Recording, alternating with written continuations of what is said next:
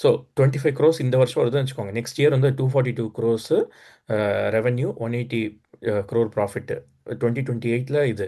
இப்போ இதுலேயே வந்துட்டு இவங்க பிளான்ட் கெப்பாசிட்டிலாம் இன்க்ரீஸ் பண்ணாங்க அப்படின்னா இந்த நம்பர்லாம் ஈவன் குட் டபுள். ஓகேவா? So wow. இது வந்து வெறும் 4000 டாலரில் இது. அது தவிர $4500 it goes to like 500 crore plus revenue. Okay. 2028 5000 ounce 5000 டாலர்னா 6600 crore பக்கத்தில் உங்களுக்கு ரெவென்யூ போயிடும். ஓகேவா? இதெல்லாம் assuming current capacity and current இது சைஸ். ரேம்ப் அப் ஸோ எல்லா ப்ராஜெக்டும் அப்ரூவ் ஆகி கண்டினியூஸா போகணும். ஏதாவது நடுவில் டிலே ஆகுது, பிரச்சனை வருதுன்னா பெரிய ப்ராப்ளம். இல்லை, அப்ரூவல் வந்து இதில் பிரச்சனை இல்லை. ஏன்னா அப்ரூவல் ரெண்டுமே அப்ரூவ்டு அப்ரூவல் இப்போ. ஓகே. இதுக்கப்புறம் ட்ரில் பண்ணி எடுக்கணும்ல, அதெல்லாம் இல்ல, நடக்கலன்னா. ட்ரில் பண்றது வந்து டெய்லி ஆக்டிவிட்டி. பட் மெயின் வந்து பிளான்ட் ம். கன்ஸ்ட்ரக்ஷன். பிளான்ட் ம். கன்ஸ்ட்ரக்ஷன் தான் சில அப்ரூவல் ஏதாவது தேவைப்படும். பட் ம். மற்றபடி பார்த்தீங்கன்னா உங்களுக்கு இப்போ இருக்கிற பிளான்ட் சைஸ், இப்போ இருக்கிற இதை வச்சே வந்து இது இருக்கு.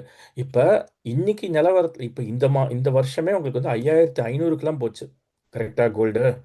ஸோ ம். 2028 நம்மளுக்கு கோல்டு வந்து நல்லா போகும்னு வச்சுக்கோங்க. அது ஒரு ஆக்டிவிட்டி, அது ஒரு பாயிண்ட். இதில் எல்லாமே வந்து கோல்டு விற்கிற எல்லாமே US டாலர் தான் விற்கிறோம். ஸோ வந்து ஈவன் மணி டிப்ரிஷியேட் ஆச்சுன்னு வச்சுக்கோங்க. ஐஎன்ஆர் டிப்ரிஷியேட் ஆனாலும் உங்களுக்கு வந்து இந்த வேல்யூ வந்து இட் வில் பி இன்க்ரீசிங். புரியுதா நான் ஸோ சொல்றது? மல்டிபிள் லிவர்ஸ் ஃபார் growth இருக்கு. ஆமாம், மல்டிபிள் லிவர்ஸ் இருக்குது. ஸோ என்னை பொறுத்த வரைக்கும் இது வந்து ரெண்டுமே வந்து முன்னாடி ரிஸ்க்கு. ஏன்னா முன்னாடி நம்மளுக்கு பர்மிட் கிடைக்குமா தெரியாது, பிளான்ட் பண்ணுவாங்களா தெரியாது. இது வரைக்கும் இவங்க ரெவென்யூ பண்ணதே கிடையாது இந்த கம்பெனி. ஸோ அதனால் வந்து அஹ், போன வாரம் வரைக்கும் ஒரு ஜூன் வரைக்கும் வந்து இந்த கம்பெனியில் வந்து காசு போடுறதுன்றது கொஞ்சம் யோசிக்க வேண்டிய விஷயம். பட் இப்போ வந்து they are now actually doing it. So of course எந்த ஒரு கோல்டு இதுவாக இருந்தாலும் எப்போவுமே வந்து ஏதாவது ஒரு பிரச்சனை வரலாம். ரிஸ்க் இருக்குது. என்ன மாதிரி ரிஸ்க் இருக்குது? திடீர்னு யாராவது என்விரான்மெண்டல் இது யாராவது வரலாம், வந்து ஆக்டிவிஸ்ட். கேஸ் போடலாம். ஆக்டர் ஏதாவது வந்து சும்மா போடலாம். இல்லாட்டினா கவர்மெண்ட் வந்து திடீர்னு டேக்ஸ் வந்துட்டு 1% டேக்ஸ் இருக்குது, 2% ஆக்குறேன் அப்படிம்பா. ஸோ அந்த மாதிரி ரிஸ்க் இருக்குது. பட் எந்த பிஸ்னஸ்லாம் ரிஸ்க் கிடையாது. ரைட்டா? ஸோ நம்ம வந்து என்னோட என்ட்ரி ஏன் இங்கே வருது அப்படின்னா, ஏன் முன்னாடியே நம்ம பேசிகிட்டு இருந்தோம், பட் ஏன் வந்து I am more convince here is because இப்போ வந்து ப்ரொடியூஸ் பண்ண ஆரம்பிச்சிட்டாங்க. ஓகே.